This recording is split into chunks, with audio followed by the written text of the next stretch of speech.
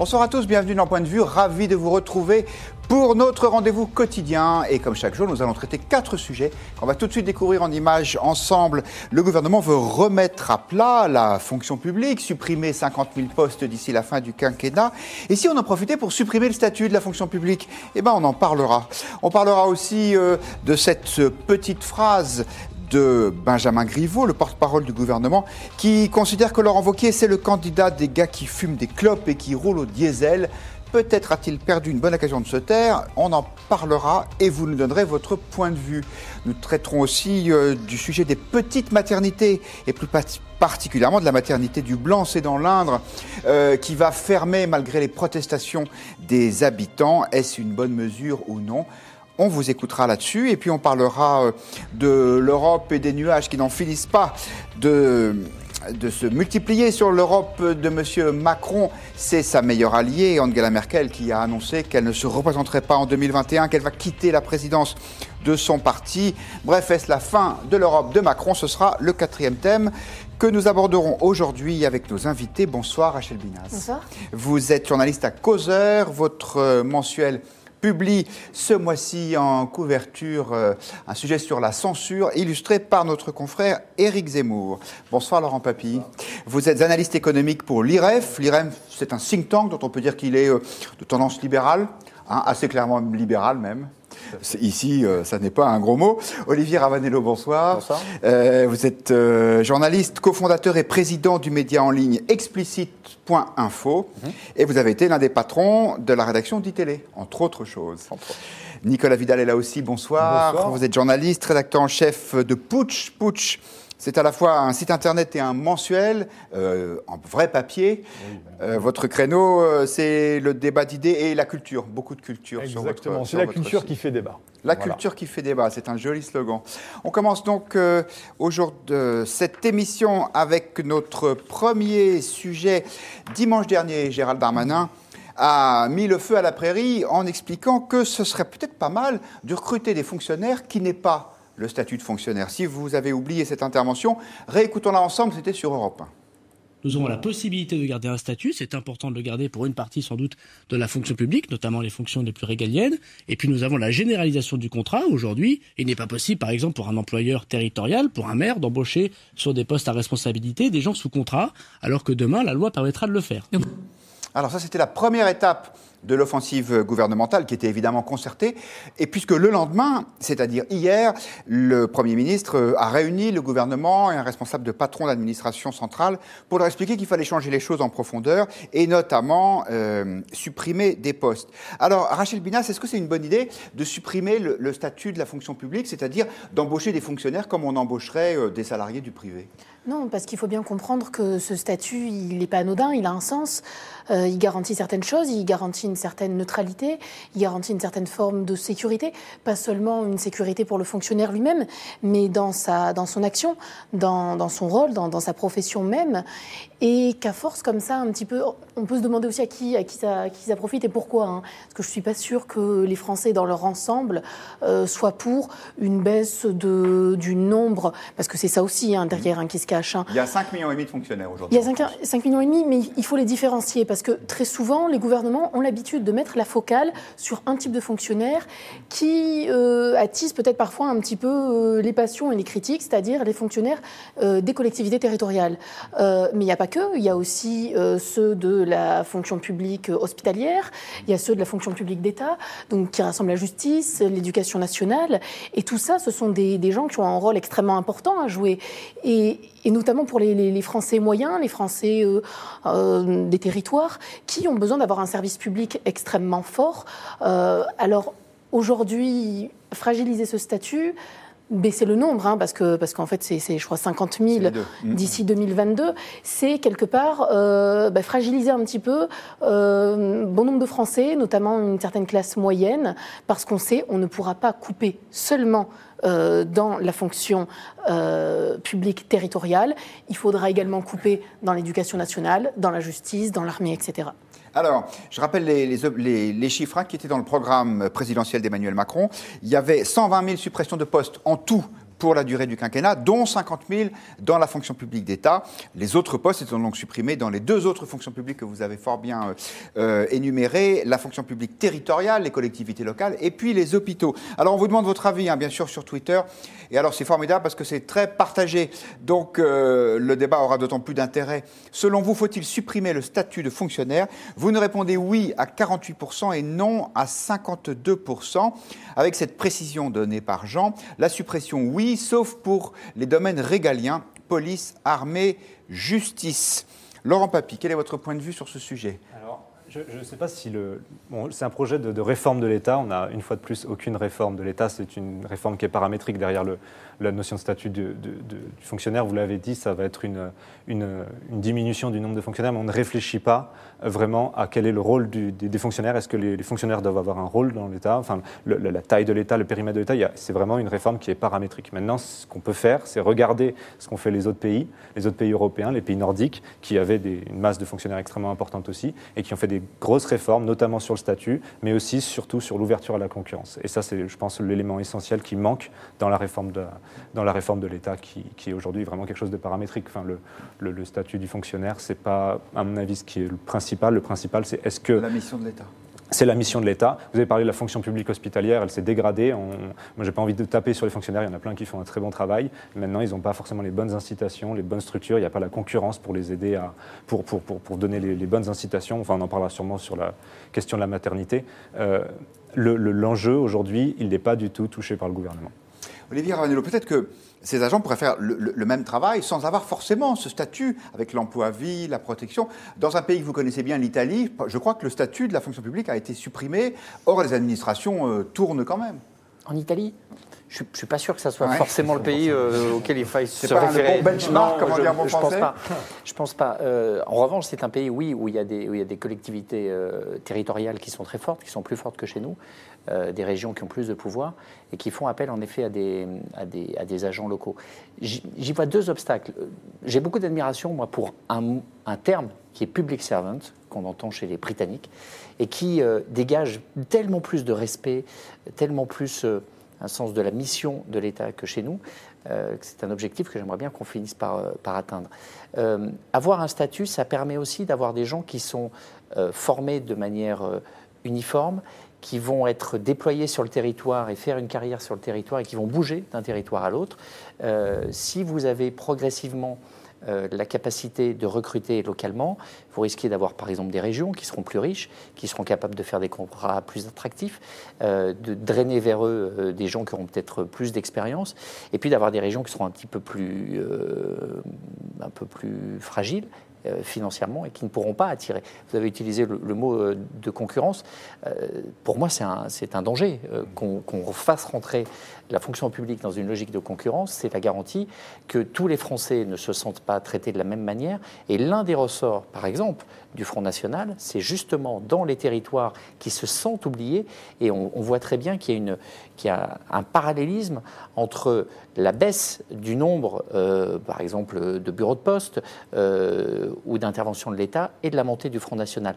Parce que les gens se sentent abandonnés par l'État. Et que la fonction publique, une des premières missions qu'elle devrait re-remplir et mieux remplir, c'est justement d'être plus au contact de ces gens et de leur dire c'est pas parce que vous êtes dans une petite commune, dans un territoire qui est peu peuplé, qu'on vous envoie pas de fonctionnaires, qu'on vous envoie des fonctionnaires qui sont moins bien formés, ou simplement qu'on fait appel à des gens locaux. Et puis, dernière chose, c'est que c'est la porte ouverte au favoritisme, au copinage, au contrat que vous allez donner à quelqu'un qui n'a pas forcément des compétences, mais qui aussi peut vous aider pour d'autres raisons. Juste réagir là-dessus. Pour moi, la concurrence, ça n'est pas baisser la qualité du service et baisser les moyens des services publics. C'est ouvrir la concurrence et permettre à des gens de venir proposer des services pour un meilleur prix et pour une meilleure qualité.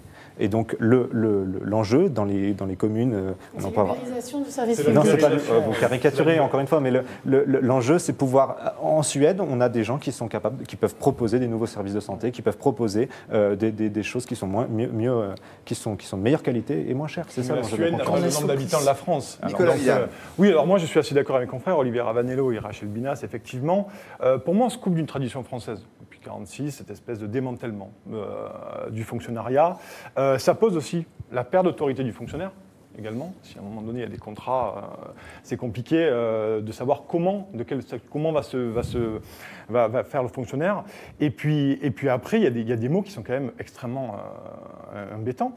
Je lis de la part du gouvernement PDV, plan de départ volontaire, je lis manager, je lis contrat, je lis efficacité. C'est des mots, et vous l'avez dit, Ravanello, qui me posent problème pour la fonction publique. C'est-à-dire qu'on libéralise quelque peu, à un moment donné, de plus en plus, ce que va être le statut de fonctionnaire, et ça pose de véritables problèmes de fond, à mon sens. Alors, comme vous êtes 3 contre 1, moi je vais donner mon avis, et je suis plutôt d'accord avec Laurent Papy, pour tout vous dire.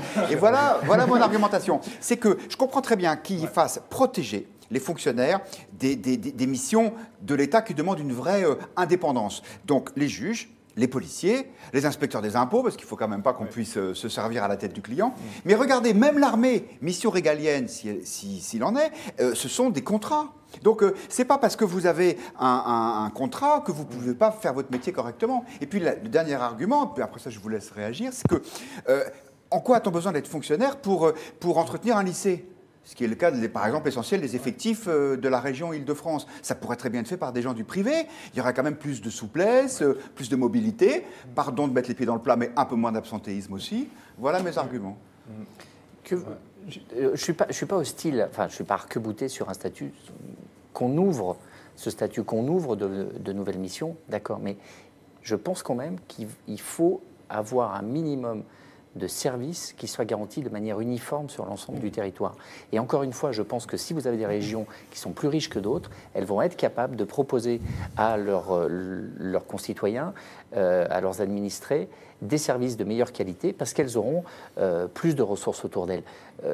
Vous pensez que si demain, vous voulez justement monter une entreprise privée qui propose des services aux collectivités territoriales, vous n'allez pas plutôt aller taper à la porte de la région Île-de-France, vous n'allez pas plutôt aller taper à la porte de la région Rhône-Alpes, qui sont des régions riches, plutôt que sur des régions qui sont un petit peu plus délaissées?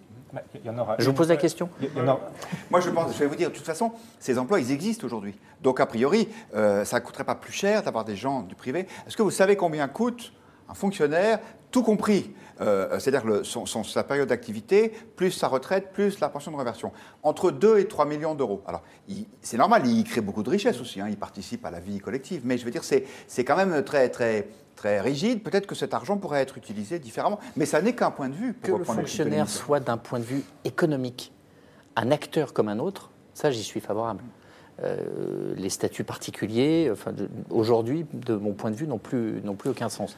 Mais que la mission d'État soit différenciée d'une mission qui peut être prise en charge par le privé, je pense que ça reste important. Je crois que la question du statut cache des situations qui sont vraiment très différentes. Il y a des statuts où on sait que c'est scandaleux. Enfin, les statuts du fonctionnaire de l'Assemblée nationale, on l'a révélé à l'IREF, c'est un énorme scandale.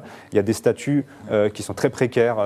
Il y a des fonctionnaires dans la fonction publique hospitalière c'est une catastrophe, le délabrement de leurs conditions et de travail. Donc la question n'est pas vraiment le statut en soi. La question, c'est quel est le rôle de l'État sur ces missions? Est-ce qu'on restreint ou est-ce qu'on élargit? Est-ce qu'on permet à la concurrence à des gens de proposer mieux pour moins cher? C'est ça l'enjeu. Et c'est ces réformes-là qui ont été menées dans les systèmes où il y a les meilleurs systèmes de santé du monde. On est très mal classé. Le mythe selon lequel la France a le meilleur système de santé du monde, il n'existe plus.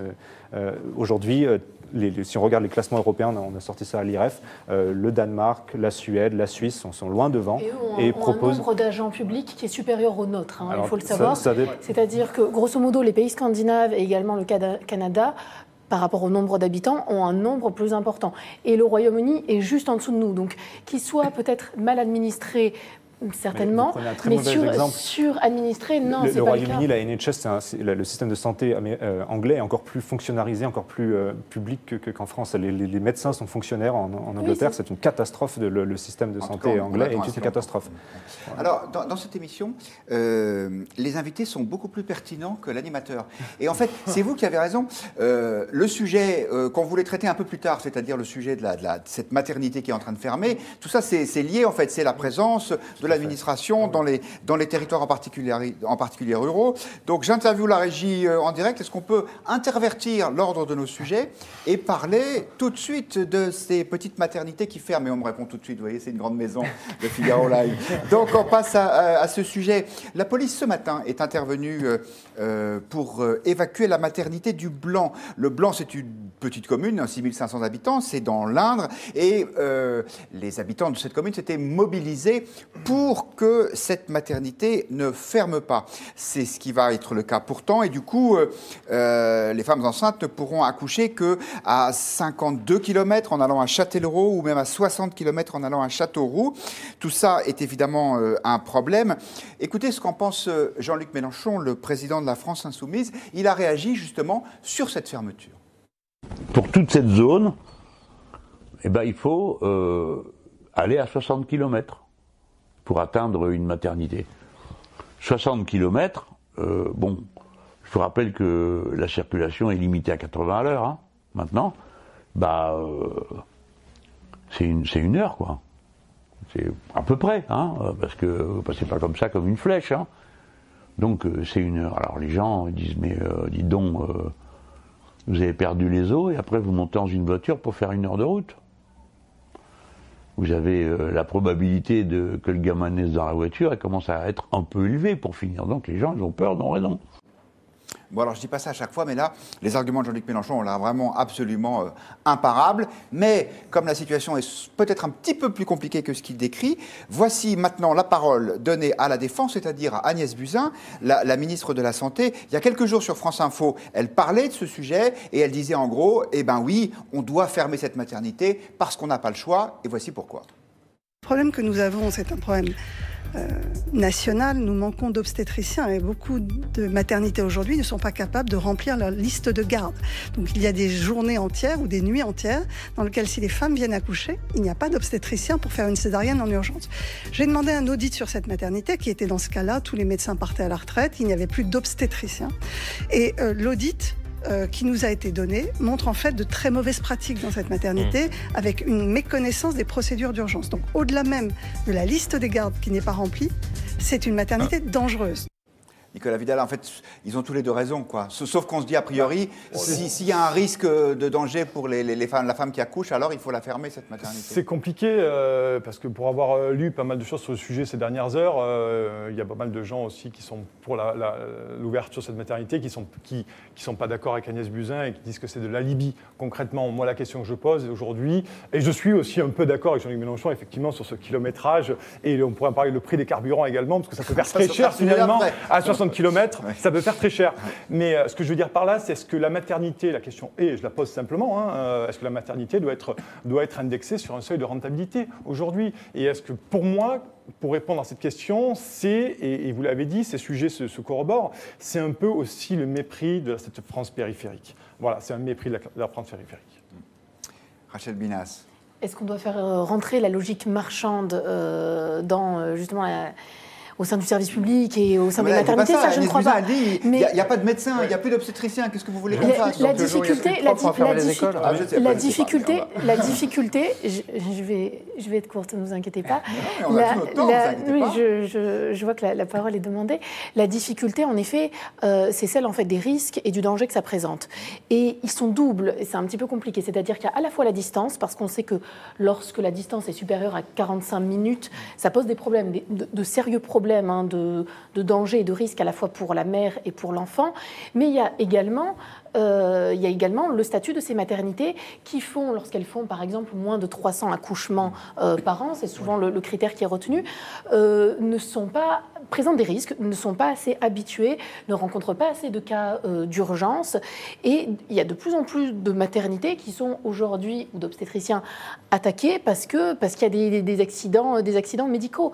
Donc c'est un rapport de la Cour des comptes, je crois, de 2015, évoquait ça non pas sous l'angle marchand, qui plaît à certains, mais sur le plan sanitaire et sur le plan des risques, en expliquant qu'on ne pouvait pas fermer les yeux là-dessus. Donc ça, c'est un point important et il me semble un petit peu dangereux de le balayer en expliquant qu'il faut garantir coûte que coûte et maintenir ces maternités dans les espaces ruraux parce que sinon on se couperait de toute une partie du service public. Réponse nuancée.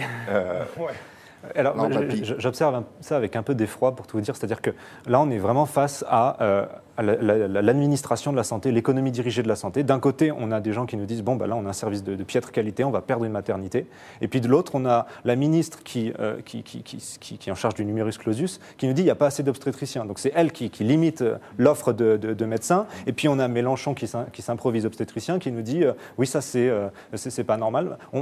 Aujourd'hui, les besoins de santé, ça ne peut pas être géré de manière centralisée par l'État. Ce n'est pas quelque chose qui est possible. On arrive à des choses effroyables. Je vous coupe 10 secondes et je vous repasse la parole parce que Olympe, justement, pose la question sur Twitter. Faire sauter le numerus clausus pourrait-il régler ce problème ? Je pense que oui, c'est l'ouverture à la concurrence. Le numerus clausus, c'est une barrière à la concurrence, c'est limiter le nombre de médecins. C'est pas seulement le nombre d'obstétriciens, en fait, c'est aussi le nombre d'accouchements qui sont effectués. Et ça, vous pouvez mettre autant d'obstétriciens que vous voulez dans la maternité, il n'y aura pas forcément plus d'accouchements. Donc, il y a un débat pour savoir est-ce qu'il y a suffisamment ou pas de médecins, est-ce qu'il y a suffisamment ou pas d'accouchements. Ce n'est pas un ministère à Paris qui a des centaines de kilomètres qui va décider de ça. C'est quelque chose qui est géré de manière locale. Il faut décentraliser la question de la santé, l'ouvrir à la concurrence, laisser gérer ça par des mutuelles, laissez gérer ça par des associations si vous voulez pas qu'il y ait de profit, parce que le profit vous fait hurler. Mais non, je suis désolé. Justement, le profit, c'est l'indicateur que vous rendez service. C'est cet indicateur-là. Là, enfin, vous pouvez l'aborder si vous voulez. Oui. On peut tout voir à travers ce filtre, mais là, il n'est pas extrêmement pertinent parce que la première chose, c'est pas seulement la rentabilité. C'est l'économie planifiée face à l'économie de marché. Non, c'est pas cette dichotomie, elle marche pas forcément. C'est pas forcément justement le profit là, mais c'est aussi d'abord la question de la santé et du danger. Que vous le vouliez ou pas, il me paraît quand même premier sur cette question. Mais c'est parce que c'est essentiel qu'il ne faut surtout pas le laisser à la bureaucratie. Enfin, là, on est face à des gens qui nous disent cette maternité offre des services de piètre qualité. Laissons des gens faire mieux. Enfin, c'est ça qui est urgent. L'urgence, elle est là. On vous pose la question sur Twitter, vous l'avez vu sur votre écran, les petites maternités du pays ferment leurs portes les unes après les autres. Faut-il empêcher ces fermetures ? Et vous êtes un peu plus des 3/4 à considérer que oui, il faut empêcher ces fermetures. Olivier Ravanello, est-ce aussi votre point de vue ? Oui, aussi. Et je trouve l'argument du service qui n'est pas optimal comme pouvant justifier la fermeture, là aussi, un argument où on prend les choses un peu à l'envers. C'est-à-dire qu'à tout prendre entre un obstétricien qui n'a pas rencontré beaucoup de cas compliqués dans l'année et le mari qui aide sa femme à accoucher dans la voiture, je préfère encore un obstétricien, même s'il n'a pas vu beaucoup de cas compliqués. Et au final, tout ça renvoie toujours à la question de l'aménagement du territoire, qui est quelque chose qui a été complètement laissé de côté. On est face à une situation économique qui nécessiterait qu'on donne la possibilité à des gens de pouvoir s'installer, pouvoir plus vivre dans des communes moins importantes où le prix du logement est moins important, pour justement pouvoir amortir des revenus qui sont en train de baisser. C'est une façon aussi de lutter contre la paupérisation des classes moyennes, de permettre de pouvoir vivre à Châteauroux ou ailleurs dans de bonnes conditions. Et pour vivre dans de bonnes conditions, il faut qu'il y ait des infrastructures étatiques autour qui fonctionnent. Il faut qu'il y ait un hôpital, il faut qu'on puisse se dire tiens, je vais avoir des enfants dans cette région et ça ne va pas être un problème. Sinon, vous allez avoir des grands pôles régionaux qui vont devenir un peu surdimensionnés, avec autour des grands déserts à la fois médicaux, mais pas seulement, et des grands déserts ruraux. Donc je pense que ça fait partie des dépenses qui ne peuvent pas justement être rationnelles. La fonction publique doit à certains moments être rentable et à d'autres moments ne pas l'être. Et qu'on ait une vision d'ensemble où tout ça s'harmonise, oui. Mais il y a des fonctions publiques qui, par définition et par nature, sont déficitaires. Et il faut l'assumer, il faut l'expliquer, il faut le revendiquer. Regardons nos voisins qui offrent des systèmes de santé qui sont bien plus performants que le système de santé français, qui ont ouvert à la concurrence. Ça ne veut pas dire qu'on fait n'importe quoi, ça veut dire qu'il y a des mécanismes qui permettent de fournir des meilleurs services parce qu'il y a des gens qui peuvent proposer mieux. Si demain, il y a un entrepreneur qui veut créer une clinique ou créer une maternité, maternité, eh ben, il va être en concurrence déloyale face au système administré de santé. Et donc, il ne va pas pouvoir proposer des nouveaux services aux habitants de Châteauroux. Voilà, c'est ça le problème. Et il va avoir du mal à recruter parce qu'il y a un numerus clausus qui empêche le nombre de médecins. Ça ne vous a pas échappé quand vous allez dans une clinique, ça vous coûte un peu plus cher quand même. Ça c'est faux. Encore une fois, c'est faux. C'est-à-dire qu'il ne faut pas croire que c'est gratuit. On paye avec nos impôts. Donc le système de santé n'est pas gratuit. Tout est une question de demander. C'est pas la même chose que de demander à un employé de Châteauroux de payer lui directement ou de proposer à la collectivité de payer via l'impôt et donc de rééquilibrer. Je ne dis pas de payer directement, je dis de permettre aux mutuelles de concurrencer la sécurité sociale. Il y a une volonté aussi de réduction des coûts là derrière, effectivement, avec ce déséquilibre territorial où effectivement on se retrouve avec des aires médicaux qui vont devenir de plus en plus arides. Et ça pose un vrai souci pour nos concitoyens les plus éloignés des territoires, des grandes villes, et vous l'avez dit, des métropoles et des centres médicaux performants. Et ça, c'est un vrai problème de fond. On peut rappeler quand même que la France est le pays, je crois, du monde aujourd'hui, à part peut-être la Corée du Nord, où la dépense publique est la plus élevée. Donc on ne peut pas dire qu'on manque de... Oui, mais elle n'est pas proportionnellement étendue dans tout le territoire. On peut faire des arbitrages et se poser régulièrement la question de est-ce que cette activité, ce secteur nécessite une intervention publique ou pas? Et pour le cas de la santé, je pense que oui. Je vous donne les points de vue qui sont parvenus sur le Figaro.fr et puis sur Twitter, OneGuard qui nous dit maintenir un service pour un accouchement par jour, ça en fait des fonctionnaires de santé payés à peu faire. Christian qui nous dit il faut supprimer toutes ces maternités et les hôpitaux non rentables. Et alors Christian, lui, il est sur la ligne de l'IREF. Ah non. Il nous dit on veut des économies ou pas. Si j'étais aux finances, je taillerais au sabre dans la dépense publique. Alors c'est peut-être la ligne du Figaro. C'est une vision un peu caricaturale, c'est-à-dire que moi je ne suis pas pour qu'on coupe les finances et que je ne suis pas pour qu'on coupe les budgets. L'important c'est d'ouvrir à la concurrence. Encore une fois, c'est ça qui permettra de faire le loto de la santé, comme le loto du patrimoine, on peut faire un loto de la santé avec un appel à dons de nos concitoyens. Je retire ce que j'ai dit sur l'IREF et puis des internautes sur le chat du Figaro Live qui nous disent qu'il faut faire sauter le numerus clausus et éviter que ce soit des médecins étrangers qui viennent compléter ce manque. Il y a un mot qu'on n'a pas encore employé dans ce débat, c'est le mot de démographie, parce que la réalité aussi, c'est qu'il y a de moins en moins de naissances en France, et donc, en particulier dans ces régions, peut-être qu'on a moins besoin de maternité à cause de ça. Si je peux faire une comparaison. Faisons une comparaison avec le logement. Moi, je suis incapable de dire combien il faut de mètres carrés de nouveaux logements à Châteauroux. Et n'importe quel ministre ou n'importe quel énarque ne le saura pas. C'est des promoteurs qui vont venir et qui vont dire, qui vont observer une demande et qui, parce qu'il y a cette demande, vont pouvoir peut-être faire une rentabilité et qui vont se dire, là, on va construire des nouveaux logements. Le logement, c'est un truc vital, c'est comme la santé et on peut faire la même chose pour la santé. Châteauroux, dont on rappellera que c'est la préfecture de l'Indre, ce que désormais tous nos internautes savent. Et bien justement, ces zones qui ont peut-être besoin d'être davantage aidées, est-ce que le gouvernement les aime? Il y a eu une déclaration de Benjamin Griveaux, le porte-parole du gouvernement. Alors, c'était une déclaration off, elle a été reproduite dans le JDD, le journal du dimanche, mais le ministre n'a pas démenti, donc a priori, il a bien prononcé cette phrase. Il parlait de Laurent Wauquiez, le patron des Républicains, en disant ceci. Laurent Wauquiez, c'est le candidat des gars qui fument des clopes et qui roulent au diesel. Ce n'est pas la France du 21e siècle que nous voulons.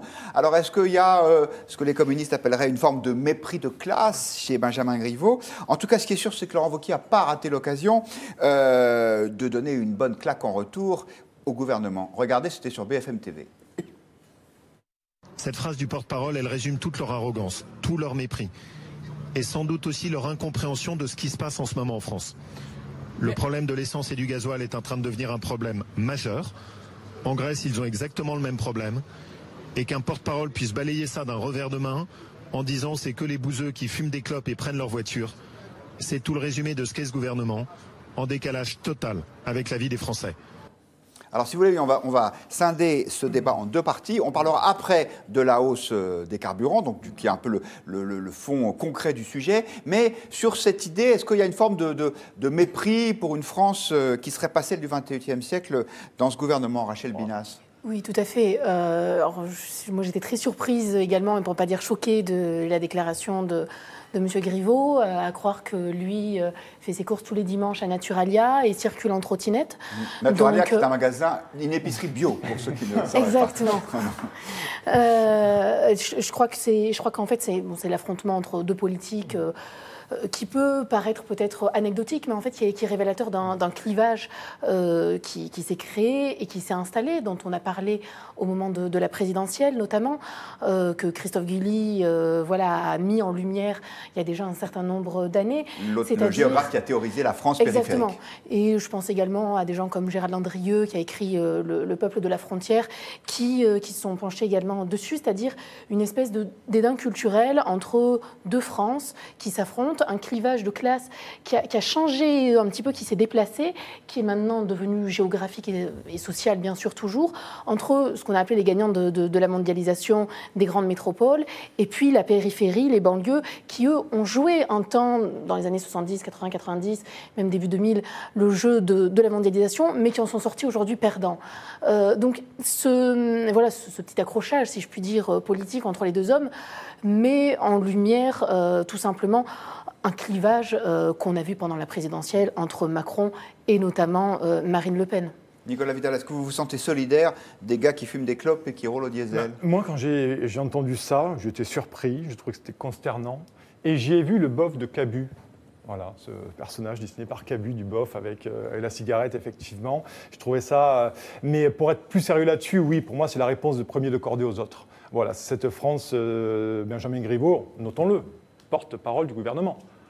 Mais quel mépris de classe, et là j'y reviens, de dire ça à son poste, et c'est quand même assez incroyable. Et on y revient parce que c'est un peu le fil rouge de tout ça, c'est vraiment pour moi ce dédain de la France périphérique, de genre hors sol, et avec cette grille de lecture, et je suis d'accord avec vous Rachel Binas là-dessus, il y a toujours ce paradigme en fait, entre ce combat plus large européen, et national et européen, entre ces progressistes ouverts sur le monde, mobiles, flexibles, et puis le nationalisme, le populisme dénoncé par Emmanuel Macron, effectivement, et après il y a tout un champ sémantique qui va de droite à gauche, et il y a cette espèce de mépris, et on est toujours dans cette vision incarnée de ce populisme et de ce progressisme absolument édifiant, voilà, même sur des questions nationales, et qui fait quand même assez consternant. On vous a interrogé sur Twitter, condamnez-vous les propos du porte-parole du gouvernement Benjamin Griveaux. C'est plutôt oui, enfin c'est même assez clairement oui, mais à 61%, donc c'est pas non plus un raz-de-marée. Il y a peut-être des gens qui considèrent qu'après tout, ça vaut mieux que de la langue de bois. Claude nous dit oui, ras-le-bol de son attitude et de ses paroles insolente et inutile.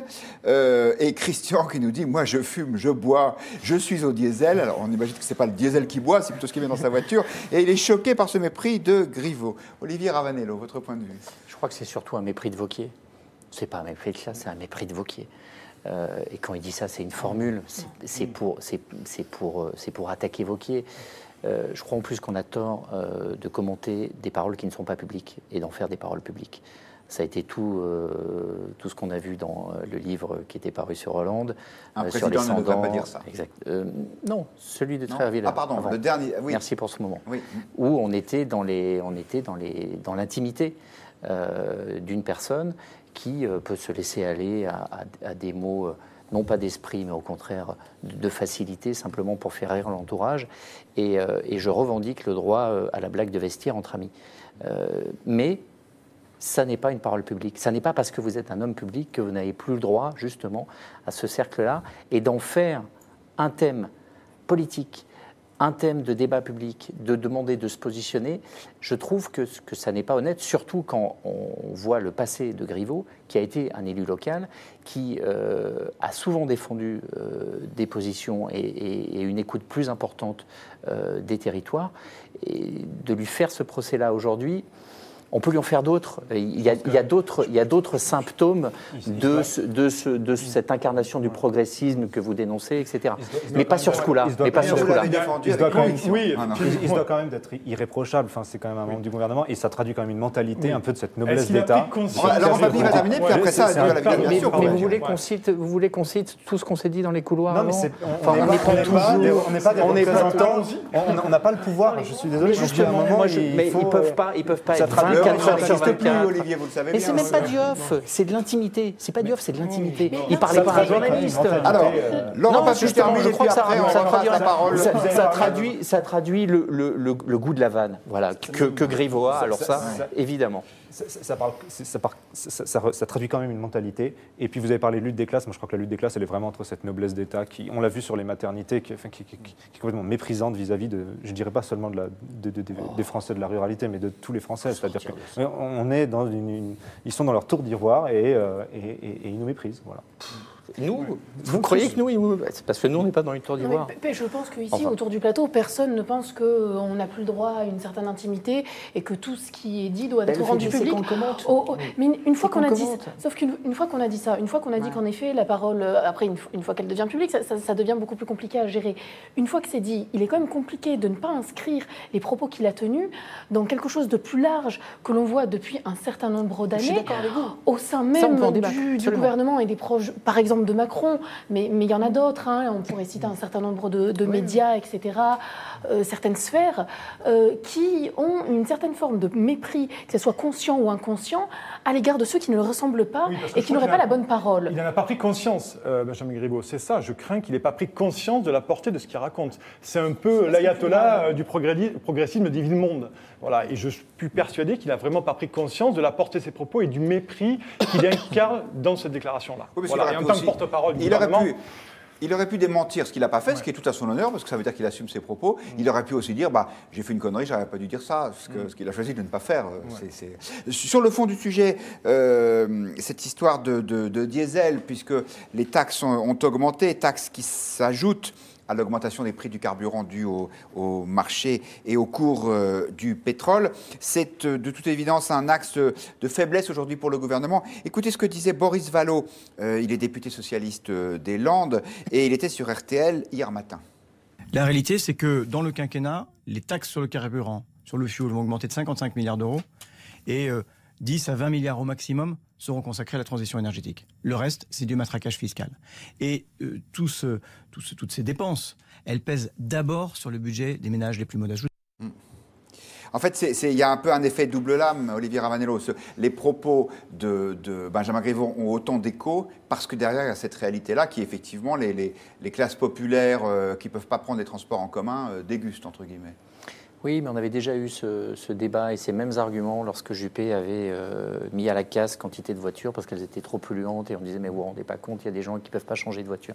Je suis d'accord avec tout ça, avec ces arguments comme quoi il est nécessaire dans ces politiques-là d'accompagner les personnes qui sont économiquement les plus faibles pour les faire suivre. De considérer que parce que vous n'avez pas les moyens, par exemple, de changer votre voiture et de vendre votre diesel pour acheter une voiture à essence qui consommerait beaucoup moins, et que du coup ça vous crispe, de considérer que pour autant vous vous en foutez de l'environnement, ça c'est une facilité que je trouve absolument déplorable. Et d'en profiter pour faire une opposition entre des élites progressistes dans leur tour d'ivoire et des gens plus simples qui sont déconnectés et qu'on finit par mettre en colère, c'est pas vrai. On peut faire partie de la classe moyenne et vivre dans des régions de France et être directement concerné et sensibilisé et prêt à faire des efforts pour l'écologie. Donc que de renvoyer, de faire un clivage là-dessus, je trouve ça profondément malhonnête et injuste pour, encore une fois, des gens qui n'habitent pas à Paris, qui ne sont pas des bobos, qui ne vont pas chez Naturalia et qui ne roulent pas en trottinette, et qui, pour autant, vivent plus au contact de la nature que nous, qui voient les dégâts qu'on fait subir à cette nature depuis des années, et qui sont prêts aussi à se mobiliser. Qu'il y ait des politiques d'accompagnement, c'est indispensable. Mais de vouloir ramener ça à des postures idéologiques, je trouve ça pas bien. Oui, on pourrait faire un comparatif avec la loi Hidalgo qui avait décidé d'interdire l'accès à de Paris dans des voitures qui sont trop anciennes. Pour moi, ça fait partie de toutes ces mesures anti-pauvres, en fait. C'est-à-dire qu'on ne prend même pas un critère écologique, là, on prend un critère de l'ancienneté de la voiture, qui n'est pas forcément lié à son caractère souvent, écologique. c'est lié quand même. Une voiture ancienne pollue plus parce qu'il y a moins de pots d'échappement. À Paris, les gens qui ont des voitures anciennes, c'est des voitures de collection.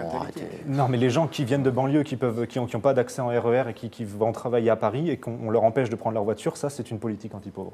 Maintenant, l'enjeu, à mon avis, c'est vraiment de laisser l'innovation. Sous-entendez que les gens qui n'ont pas beaucoup de revenus se foutent de l'écologie. Je n'ai pas sous-entendu ça. Ils n'ont pas forcément le choix. Ils n'ont pas forcément le choix. Et aujourd'hui, le matraquage fiscal, il est réel. C'est-à-dire que le jour de libération fiscale en France, c'est le 27 juillet, c'est le plus élevé des pays. Donc on s'occupera de la planète quand tout le monde gagnera 5 000 euros. Aujourd'hui, il y a des efforts énormes qui ont été faits grâce à l'innovation. Les voitures sont beaucoup moins polluantes parce qu'on a innové, parce que... Du coup, vous mettez des primes à la casse, comme ce qui avait été fait par Juppé, vous mettez des primes à la casse. Moi, je pense que déjà, si on libère les revenus des gens, on pourra permettre de leur permettre de consommer mieux et de consommer des choses plus écologiques.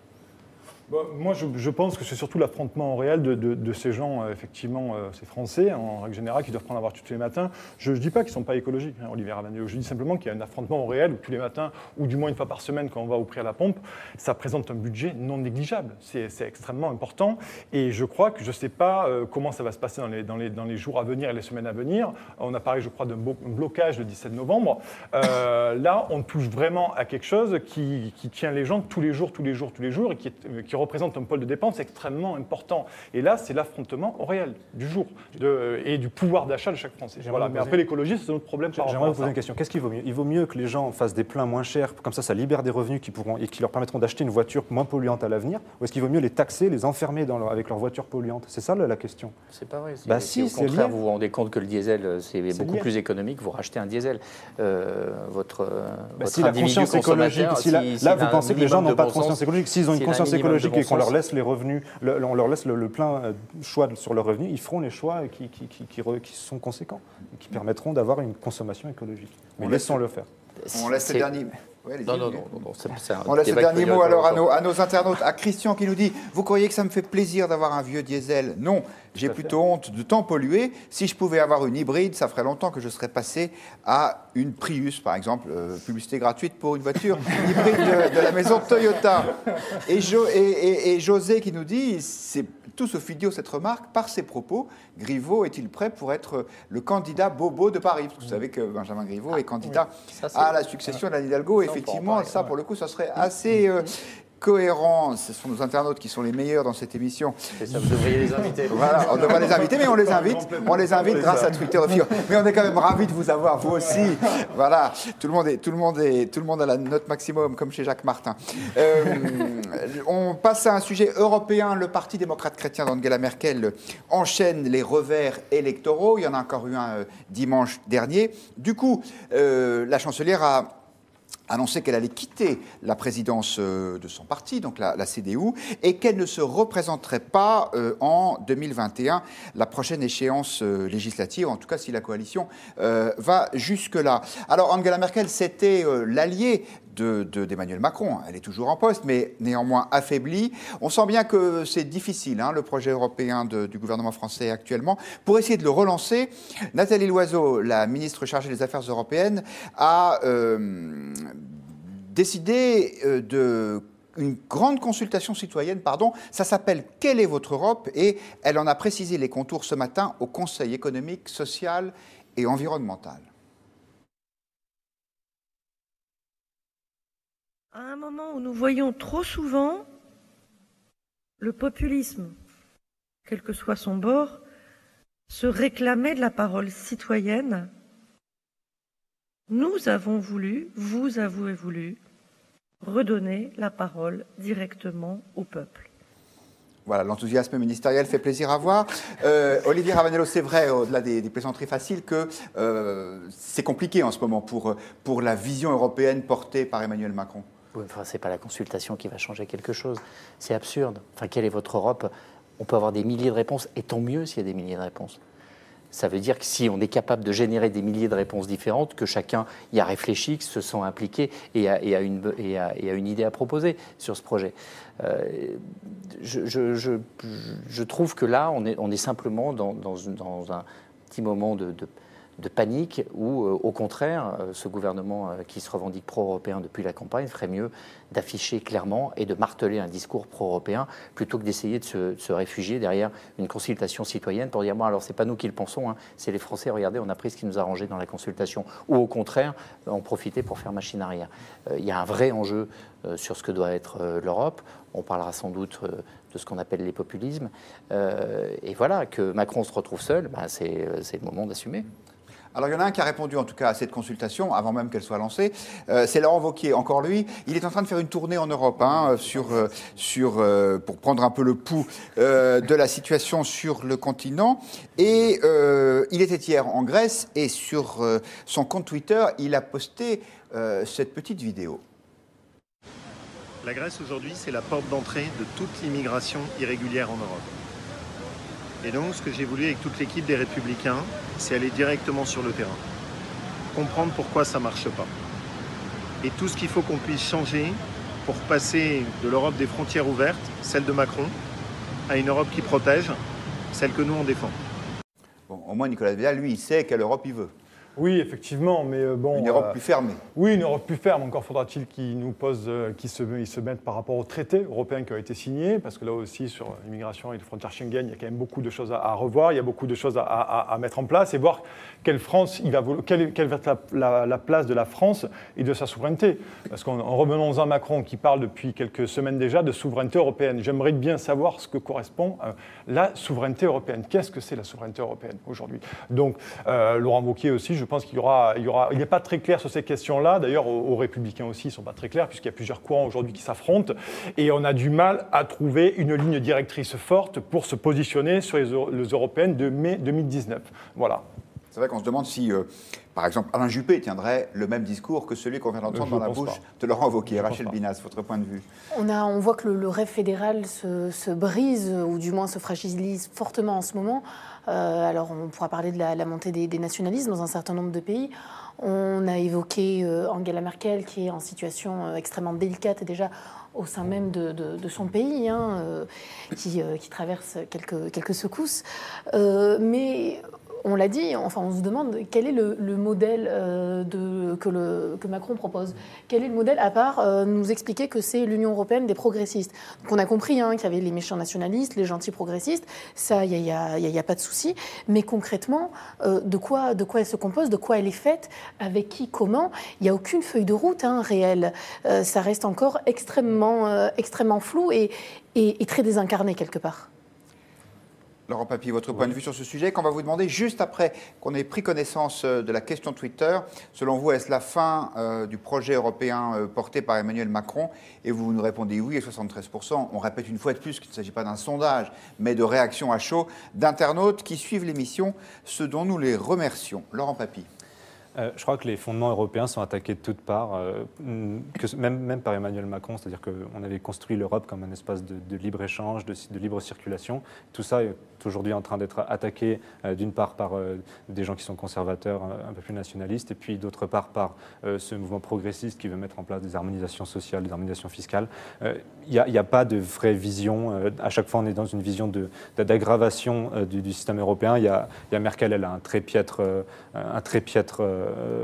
bilan de ces peut-être plus de 10 ans à la tête de l'Allemagne. Il n'y a rien eu sur le... Ils ont très mal géré la crise grecque, ils ont laissé cet État voyou continuer à exister. On n'a pas réglé ce problème-là. La Grèce, je ne suis pas sûr que ce soit le problème migratoire son premier problème. C'est un problème important, mais le premier problème, c'est cette génération sacrifiée qui aujourd'hui subit des taxes considérables pour payer les errements de politiciens corrompus qui faisaient la caste du système grec et qu'on n'a pas du tout, dont on n'a pas fait de table rase. Et on a maintenu ça, et c'était à la fois Merkel et Sarkozy. Et ça, c'est un piètre bilan. Et les conséquences aujourd'hui, elles se font voir dans les votes, notamment en Italie ou en Hongrie. C'est quelque chose qui est terrible. Olivier Ravanello, est-ce que Emmanuel Macron est encore en mesure de poursuivre ce projet d'intégration européenne renforcée qu'il appelait de ses voeux lors de son arrivée à l'Élysée? Politiquement, ça va être compliqué parce qu'il est quand même beaucoup plus seul. Ensuite, peut-être qu'il faudra arrêter de considérer que l'Europe est un programme. L'Europe est une réalité institutionnelle. Et que ce qui est en train de se passer, de mon point de vue, c'est que tous ces mouvements, ces partis dans différents pays qui sont en train, après avoir critiqué l'Europe, de dire qu'ils veulent au contraire faire changer l'Europe de l'intérieur. La seule bonne nouvelle que je vois, même si je partage je ne partage pas du tout leurs valeurs, c'est qu'ils font de la politique et qu'on va peut-être se mettre enfin à faire de la politique en Europe. ce qui, de mon point de vue, a tué l'Europe pendant toutes ces années, c'est qu'on expliquait aux gens qu'il y avait une règle et c'était comme ça. Et qu'il n'y avait pas le choix, en fait. Et que ce n'était pas par votre vote, vous pouvez aller un petit peu plus à gauche ou un petit peu plus à droite. Ça marche comme ça. Il y a des règles. Ce discours ne tenait pas, puisque ces règles, quand il s'agissait de s'en affranchir et qu'on s'appelait l'Allemagne ou la France, on s'en affranchissait. Mais quand il s'agissait, comme encore aujourd'hui, de l'Italie, ah ben non, on leur dit c'est la règle, on ne peut pas en sortir. Donc ça a créé un sentiment de distance des Européens par rapport à ces institutions qui étaient illisibles, avec des prises de décision qui étaient illisibles. Si enfin on va pouvoir se mettre à faire de la politique, à se taper sur la gueule, à dire bah non, moi je suis pour des frontières ouvertes, non, moi je ne suis pas d'accord, on va enfin faire en sorte que, comme dans n'importe quel État, il y ait des choix politiques. Et on va proposer aux Européens d'avoir des choix politiques. Et peut-être qu'enfin, ils vont s'intéresser à l'Europe parce qu'il y aura des alternatives. Et là, vous parlez du retour du référendum, Olivier Ravanello. Non, par les élections. C'est-à-dire qu'une fois que vous avez posé ça, vous allez voter... Dans les élections européennes, telles qu'elles sont aujourd'hui, avec un parlement fantoche. Vous allez voter... Avec un parlement fantoche, avec une commission européenne de gens non élus Si ce parlement se restructure avec justement les partis qui arrivent, il ne va pas du tout être fantoche parce qu'il y aura des vrais clivages et des vrais blocages. Oui, parce que je me permets, il y a encore eu un sondage qui est sorti sur le Parlement européen. Je vous laisse 20 secondes parce qu'on va rendre l'antenne. 20% des Français aujourd'hui ont une image négative du Parlement européen. 20% des Français. C'est une étude du Parlement européen. Une image négative. Oui, exactement. Du Parlement 80%, européen. Ça veut dire 80% une image positive. Du Parlement européen. Donc c'est extrêmement important. Et moins d'un tiers des Français connaissent la date des élections européennes. Voyez-vous. Donc là, on est quand même dans un vrai problème. C'est en mai prochain, pour ceux qui l'auraient oublié. Laurent Papy, un dernier mot très vite. Oui, je me méfie beaucoup de ces projets politiques centralisés au niveau européen. Je préfère des petits États qui font des erreurs qu'un gros État européen qui fait une énorme erreur. Voilà, eh bien, au moins ça c'est clair. On laisse le dernier mot aux internautes parce que le débat fait rage. Frère Etoc, qui n'est pas très optimiste, qui nous dit l'Europe est foutue. Trop de parlementaires, trop de temps pour voter une simple loi, trop de lobby. Heureusement, il y a Aymeric qui, lui, est plus volontariste et qui nous dit que les citoyens européens veulent reprendre en main leur destin avec plus de démocratie directe et plus de transparence. Eh bien, vous aurez l'occasion de vous exprimer. Ce sera le 25 mai prochain, pour être précis, les élections européennes. Merci beaucoup à tous les quatre d'avoir participé à cette émission. Point de vue revient demain. J'aurai le plaisir de vous accueillir à la même heure, au même endroit. Bonsoir à tous.